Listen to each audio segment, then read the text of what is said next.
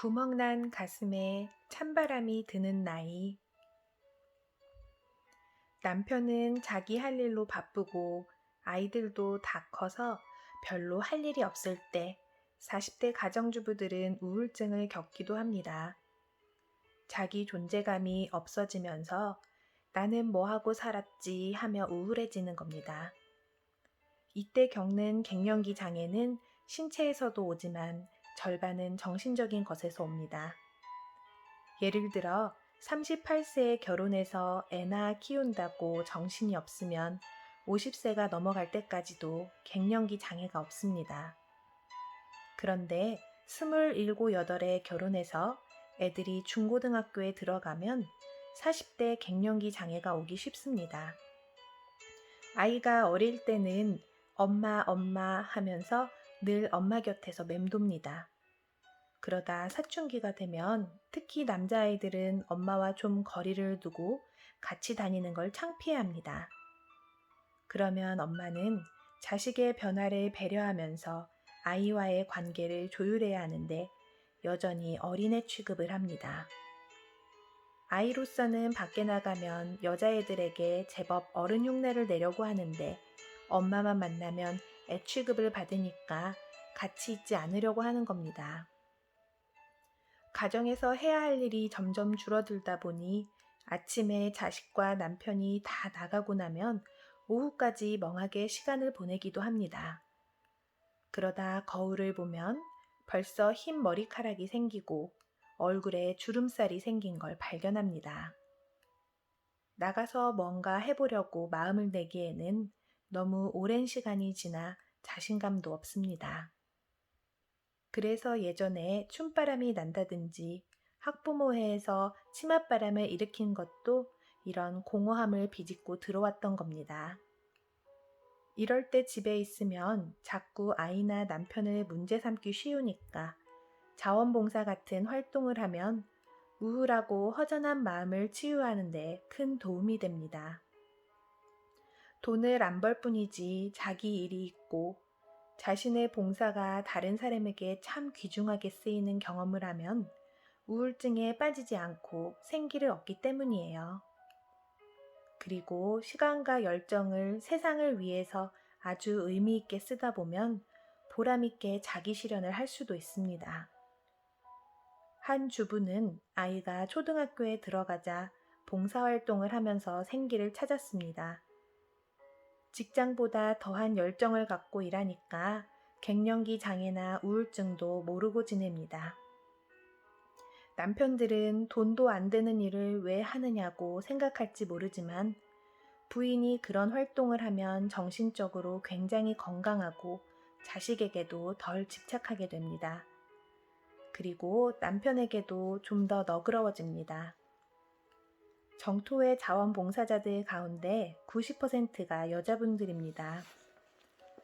특히 가정주부들은 돈을 벌지 않고 살아서 돈을 받지 않는 데 익숙합니다.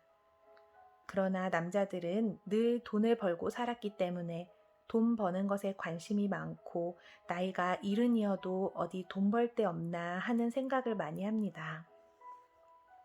물론 나이 들어서도 일자리를 찾아서 일하는 것도 좋지만 최소한으로 먹고 살 수 있으면 남을 위해 일하고 세상을 아름답게 만드는 일을 함께하면 활력이 생기고 마음이 젊어집니다.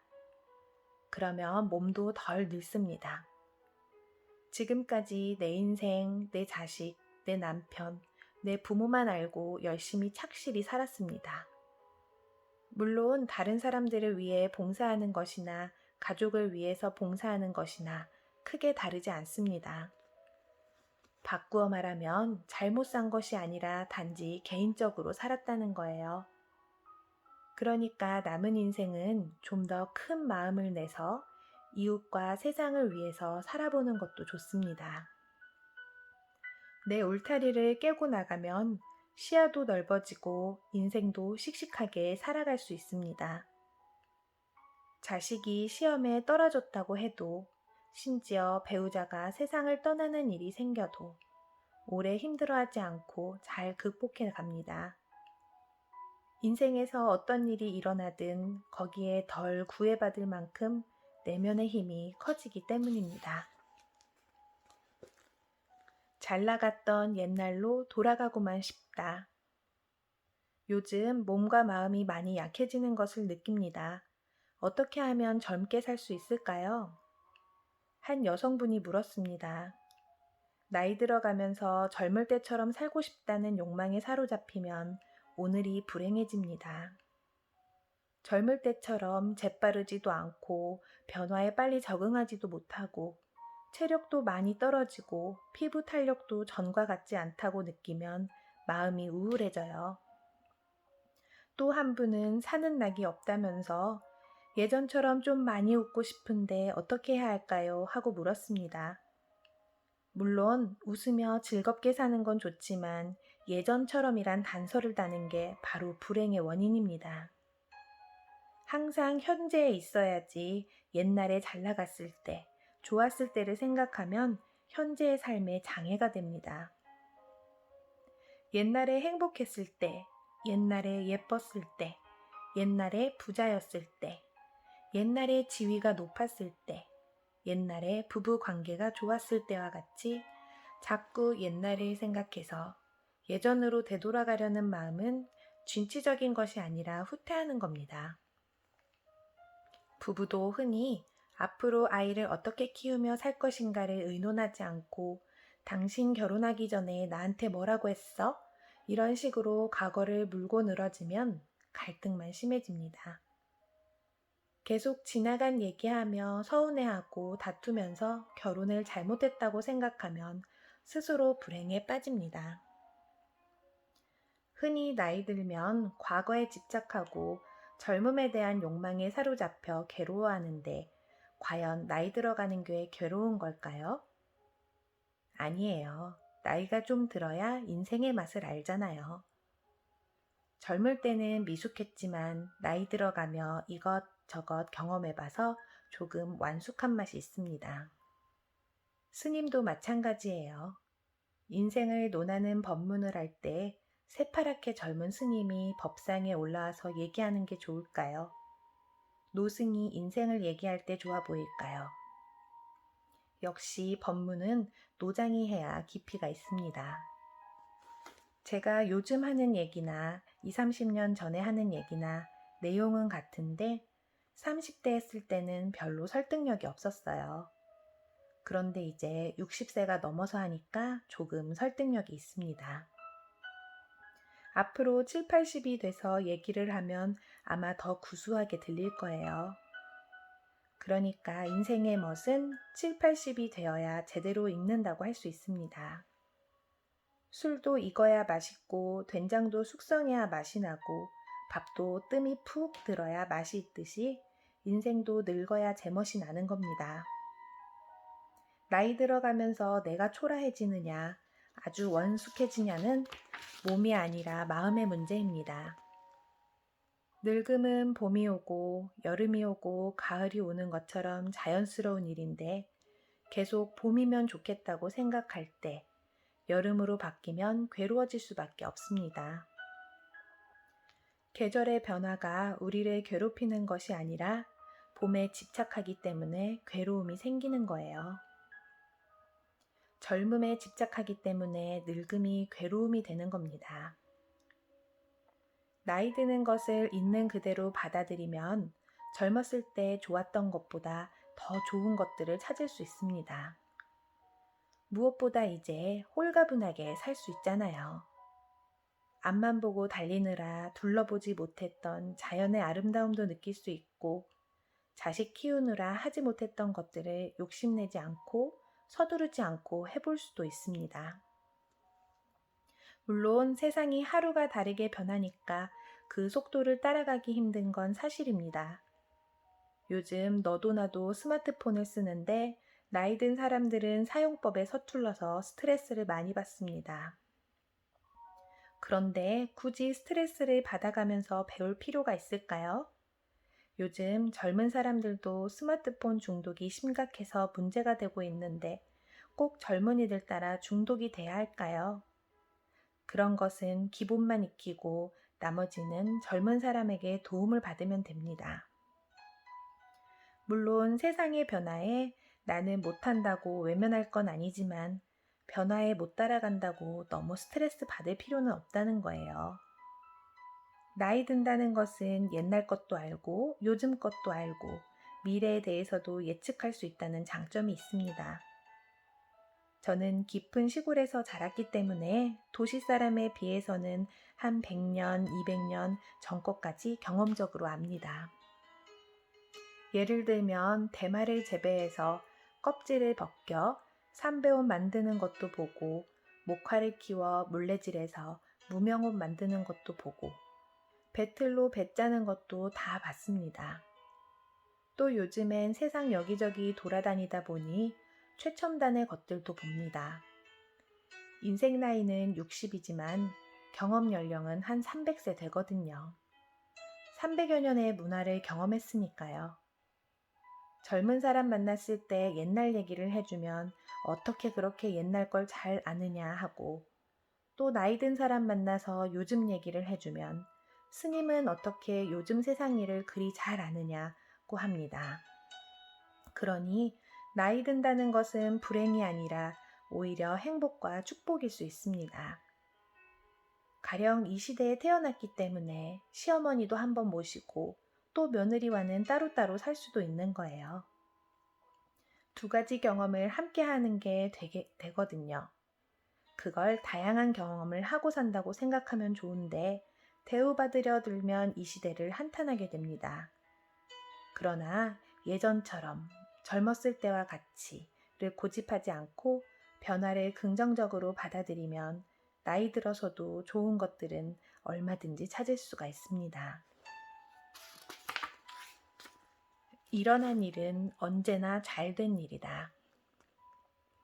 햇살이 쨍쨍하다가 갑자기 먹구름이 몰려오고 빗방울이 한두 방울 떨어지더니 폭우가 쏟아지기도 하고 비바람이 불고 천둥번개가 치다가 금방 맑아지는 경우도 있고 비가 올 듯 하면서 오지 않고 찌뿌둥한 날씨가 하루 종일 계속될 때도 있습니다.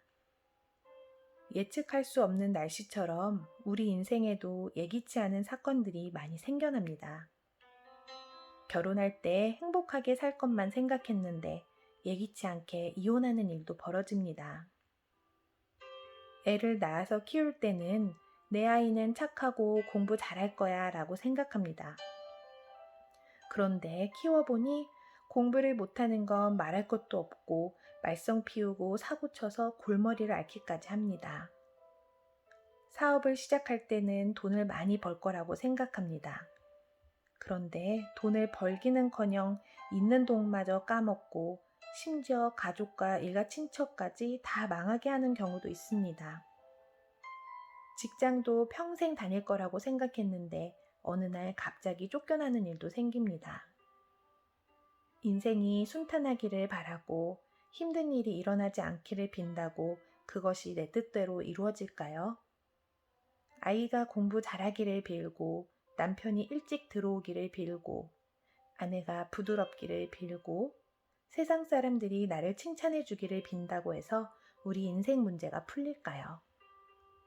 우리는 늘 인생이 내 뜻대로 되기를 바라고 거기에 행복과 불행을 연결짓습니다. 돈을 원할 때는 돈이 생기고 사람을 만나고 싶으면 사람이 나타나고 헤어지고 싶으면 사라지는 것을 자유와 행복이라고 생각합니다. 그러나 세상 일이 다 내 마음대로 되는 게 아니잖아요.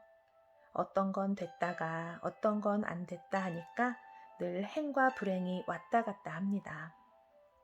그래서 인생을 고락이라고 해요.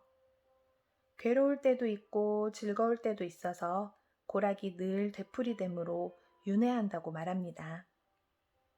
즐거웠다가 괴로웠다, 좋았다가 나빴다 한다는 겁니다. 우리의 행복과 불행, 즐거움과 괴로움은 내 뜻대로 이루어진다, 안 이루어진다를 기준으로 돌고 돕니다. 좋은 일이 생겨서 행복한 것은 나쁜 일이 생겨서 불행한 것과 늘 반반씩 되풀이합니다.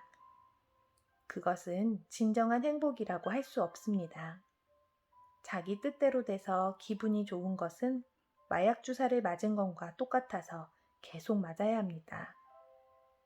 지나온 삶에서 행불행이라고 생각했던 것들을 잘 살펴보세요. 지금 일어난 일이 나쁜 것 같고 저 일은 좋은 것 같은데 지나고 보면 나쁜 일이었던 게 오히려 나에게 더 이득이 되는 경우가 있고 좋은 일 같았던 게 더 손해가 나는 경우도 있습니다. 그것을 알고 나면 행복에 집착하고 불행에 괴로워하는 감정 기복이 좀 줄어듭니다. 전에는 좋은 일 같고 행복해하고 나쁜 일 같고 불행에 빠졌다면 이제는 지금은 나쁜 것 같지만 꼭 나쁘다고 볼 수 없을 거야. 이건 좋은 일 같지만 꼭 좋다고만 볼 수 없을 거야. 이걸 알아갑니다. 그러면 외적인 조건에 크게 영향받아서 지나치게 기뻐하거나 지나치게 슬퍼하는 일이 줄어듭니다. 저는 예전에 고문을 당하기도 하고 감옥에 가서 몇 달 살기도 했습니다. 그때는 힘들었지만 그 경험이 법문거리든 수행의 과제든 모든 면에 도움이 됩니다. 또 세상을 이해하는데도 굉장히 도움이 되었습니다. 단적으로 제가 교도소에 가서 법문을 해도 감옥살이를 하기 전과 한 뒤에 대중을 대하는 태도가 다를 수밖에 없습니다. 감옥에 들어가 보기 전에는 당신들이 나쁜 짓을 했지만 지금이라도 반성하면 좋은 사람이 될 수 있다 이랬을 겁니다. 그런데 제가 그 안에 있으면서 수감자들의 마음 상태를 좀 알 수 있었습니다. 저는 집시법 위반이라는 죄목으로 들어갔기 때문에 양심수로 분류되었는데 취조 과정에서 말을 안 듣는다고 일반 재소자 12명이 있는 방에 보내졌습니다. 그 방 사람들은 도둑질이나 이런저런 위법 행위를 저지르고 들어왔는데 보통 자범이라고 부르지요. 그런데 그들 모두 하는 말이 자기는 죄가 없다는 겁니다. 다 억울하다는 거예요. 그러니까 지금 제가 수감자들에게 법문을 한다면 첫마디를 이렇게 할 겁니다. 여러분들 다 억울하시죠? 그럼 그 사람들의 마음에 확 다가갈 수 있겠죠. 이것은 책을 보고는 얻을 수 없는 경험입니다. 직접 감옥에 가보고 수감자들을 만나보면서 얻은 것이기 때문이에요. 그때는 힘들었지만 결과적으로는 많은 것을 배울 수 있는 기회였던 겁니다. 그런 측면에서 우리가 인생을 살아가면 안 좋은 일도 꼭 안 좋다고만 볼 수는 없는 거예요. 살아가면서 이런저런 경험을 하니까 나이가 들면 원숙해진다고 합니다. 젊을 때는 한 사건이 일어나면 그게 전부인 줄 알고 울고불고 난리를 쳤는데 지나놓고 보면 그것도 참 좋은 일이었거든요. 실연해서 세상이 무너지는 것처럼 힘들어했는데 지나고 보니 그 일로 해서 사람 보는 안목이 생기고 연애 심리도 이해하게 됩니다. 자신에게 일어난 일은 긍정적으로 바라보는 것이 좋습니다. 이미 일어나 버렸는데 그걸 부정적으로 생각한다고 해서 바뀌는 건 아니잖아요. 그렇다고 무조건 잘 될 거야 하는 낙관이 아니라 일어나 버린 일은 항상 잘 된 일이다. 이렇게 긍정적으로 보고 거기서부터 출발하면 어느 상황에서든 배울 수 있고 그 풍부한 경험을 토대로 지혜로운 조언도 해줄 수 있게 됩니다. 인생의 우선순위를 다시 생각할 때 지금까지 살아오는 동안 많은 고민을 했을 겁니다. 20대 때는 선택의 기로에서 많이 방황했겠죠. 어떤 직장을 구할까, 결혼을 할까 말까, 한다면 누구와 할까 고민했을 거예요. 그러다가 연애를 했든 부모가 권해서 했든 막상 결혼을 하고 보니 현실은 생각과 많이 달랐을 겁니다.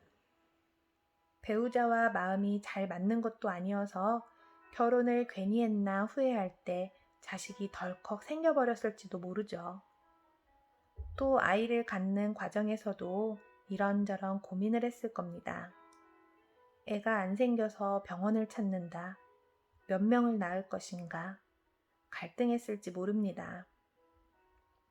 그렇게 자식을 낳아 갖은 고생을 하며 키웠는데 애가 사춘기가 되니 말도 안 듣고 공부도 부모 뜻대로 안 합니다. 자식이 아니라 웬수구나 하는 생각이 절로 듭니다. 또 여성분이라면 시댁과의 문제도 있습니다. 낯선 집에 가서 부모 아닌 사람을 부모라 해야 하고 형제 아닌 사람을 형제라 해야 하고 갑자기 가족이 된 시댁 식구와 갈등하며 괴로워하며 살아갑니다. 이런저런 괴로움 속에 어느덧 나이가 40, 50, 60세에 접어듭니다.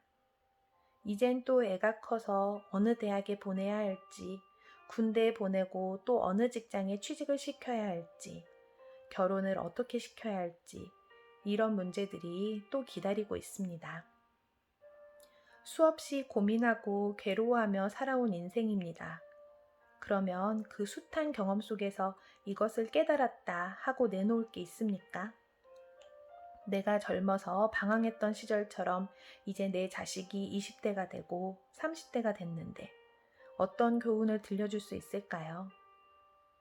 자신이 인생에서 시행착오를 하며 배운 것을 통해 너는 이렇게 살아야 한다고 할 만한 것이 있어야 하잖아요. 내가 결혼을 해보니 그거 할 거 아니더라. 너는 결혼에 대해 신중하게 생각해라. 자식이 어릴 때 부부간에 다투니까 자식에게 나쁜 영향을 주어서 나중에 힘들더라.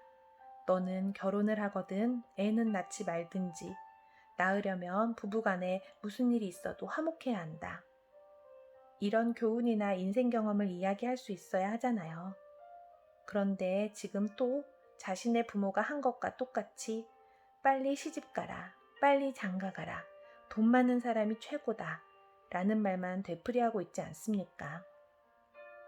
결혼해서 20, 30년 살았으면 거기서 얻은 교훈이 있어야 하는데 달라진 게 별로 없습니다. 그래서 앞으로 30년이 아니라 300년, 3000년이 지나도 똑같은 모습으로 돌고 도는 거예요. 그래서 윤회 전생한다는 겁니다. 물론 경제가 좋아져서 밥을 좀 잘 먹던지 옷을 좀 잘 입든지 잠자리가 좀 낫든지 이런 차이는 있겠지만 사는 모습, 고민, 방황, 괴로움을 되풀이한다는 거예요. 내가 부모에게 물려받은 업이 안 좋다면 그 나쁜 업은 자식에게 물려주지 않도록 노력해야 하는데 자랄 때 엄마가 오빠만 챙기고 나는 딸이라고 제대로 안 챙겨줬다고 불평해놓고 자신도 아들만 챙기고 시어머니가 시집살이 시킨다고 힘들다면서 자신도 며느리에게 똑같이 하고 그렇게 반복하며 삽니다. 아버지가 술주정을 하면 싫어해놓고 자기도 그대로 닮아서 술주정하고 성질이 급한 엄마 때문에 힘들어했으면서도 결혼해서 자신도 엄마와 똑같이 합니다. 인생을 좀 살았으면 그것을 통해 지혜가 생겨야 하는데 늘 괴롭고 서운한 것 투성이에요. 그러니 자식과 후대에게 지혜로운 조언은커녕 내 문제, 내 외로움, 내 고민도 아직 해결하지 못해서 늘 괴로워하고 눈물 짓습니다. 또 그 괴로움을 자식에게 그대로 물려주어 고통을 대물림합니다. 요즘 주위에서 부모가 돌아가셨다고 문상을 많이 갈 겁니다. 조금 있으면 자신들이 죽었다고 또 자식들이 문상 오는 시간이 금방 됩니다.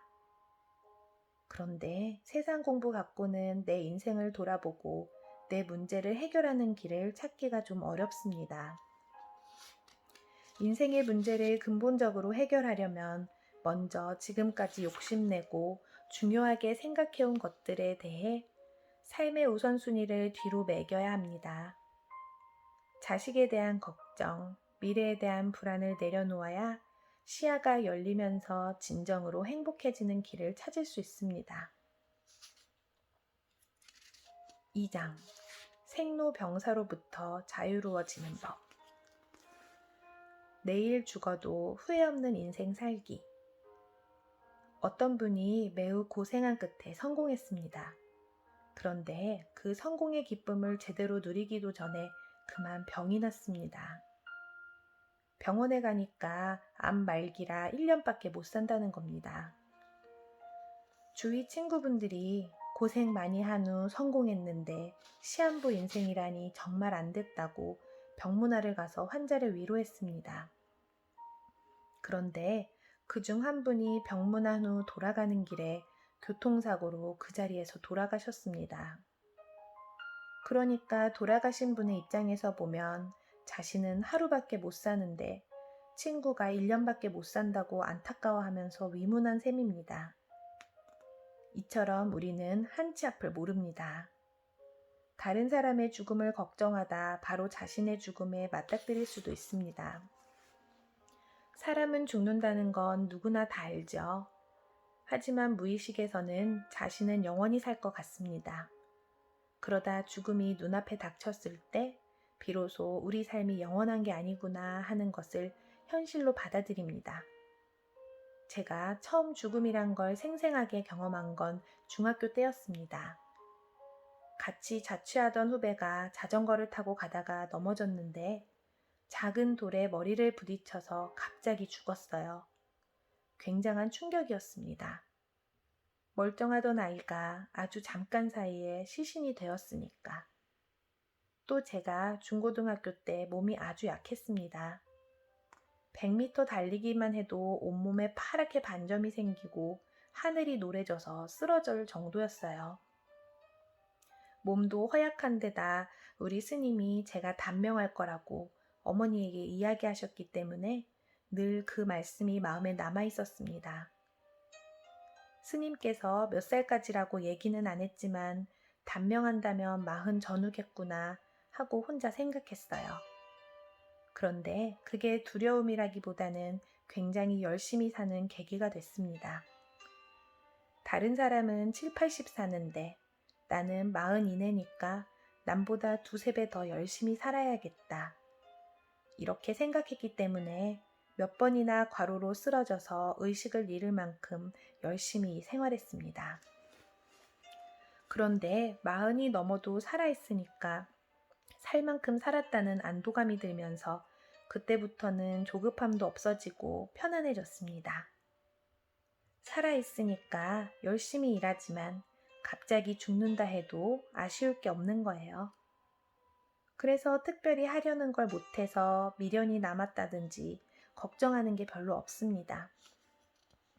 죽음을 늘 염두에 두고 살았는데 그 시기를 넘기니까 삶을 좀 더 편하게 받아들이고 여유로워진 것 같습니다. 어떤 분이 1년밖에 못 산다는 시한부 인생의 판정을 받았을 때 본인이나 주위 사람들이 범하는 오류는 1년밖에 못 살기 때문에 괴로운 것이 아니라 1년밖에 못 산다는 생각에 사로잡혀서 괴롭게 살다가 아까운 시간을 다 보내버린다는 것입니다. 그러므로 인생에서 하루를 산다, 이틀을 산다, 한 달을 산다, 1년을 산다는 게 중요한 게 아니에요. 만약 1년밖에 못 산다면 죽음에 사로잡혀서 괴로워할 게 아니라 하루하루를 남보다 10배 더 행복하게 살면 됩니다. 그동안 남에게 신세진 것도 갚고 칭찬 못했던 것도 좀 해주고 영원히 살 것처럼 움켜쥐었던 것도 베풀고 이런 식으로 1년을 정말 기쁘게 산다면 그게 남은 인생을 정말 잘 사는 겁니다. 우리는 영원히 살 것처럼 생각하기 때문에 오늘 하루를 허투루 보내지만 죽음의 순간은 언제 올지 알 수 없습니다. 그러니까 오늘을 마지막처럼 최선을 다하다 보면 내일 죽어도 후회 없는 인생을 살 수가 있습니다. 지금부터의 삶은 덤이다. 나이가 들면 몸의 기능이 약해지면서 체력이 떨어집니다. 그리고 여기저기 아픈 곳이 많이 나타나게 마련입니다. 그러다 보면 몸에 대해 지나치게 걱정하고 죽음에 대한 두려움도 갖게 됩니다. 몸이 안 좋아서 건강검진을 받았는데 결과가 걱정됩니다. 혹시 암이 아닌가 해서요. 요즘 암으로 고통받는 분들이 많다 보니 몸이 좀 안 좋거나 하면 혹시 암이 아닐까 걱정하는 분들이 있습니다. 그런데 요즘 암 발병률이 왜 높아졌을까요? 그 가운데 하나는 예전보다 오래 살기 때문에 사망 원인 가운데 암의 비율이 높아진 겁니다. 또 어지간한 병은 다 고치는데 암은 잘 못 고치니까 마치 요즘에 와서 많이 생기는 듯 보이는 겁니다. 또 암이 생기는 원인으로는 발암물질이든 음식이나 물, 공기 등 환경오염과 정신적인 스트레스 등 여러 가지가 있습니다. 평소에 마음을 편안히 해서 스트레스를 받지 않고 되도록 자연적인 음식을 먹어서 발병률을 낮추고 설사 암에 걸렸다 해도 적절한 치료를 받으면서 관리하면 됩니다. 그런데 미리 암이면 어떻게 하나, 죽지 않을까, 이런저런 걱정을 하면 여기저기 더 아픈 것 같고 마음도 불안하고 초조해집니다.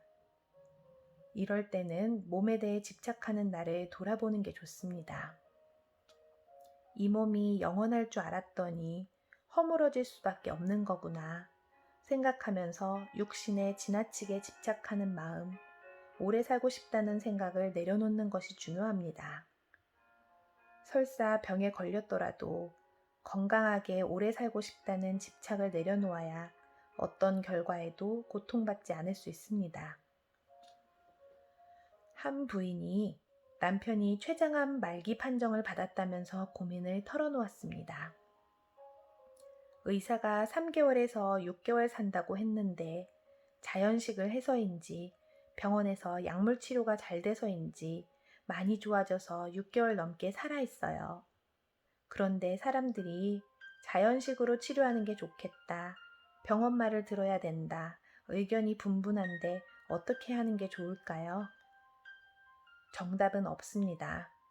어떤 사람은 의사의 말을 들어서 죽고 어떤 사람은 의사 말을 듣지 않다가 죽었으니까요. 또 산에 가서 살다가 산 사람도 있고 산에 가서 살다가 죽은 사람도 있습니다. 그러니까 하나를 단정지어서 말할 수가 없어요. 고민이 될 때는 자연과 가까운 생활을 하면서 의사의 치료를 받는 방법도 있습니다. 그런데 한 가지 버려야 할 생각이 있습니다. 바로 완치를 시키겠다는 생각입니다.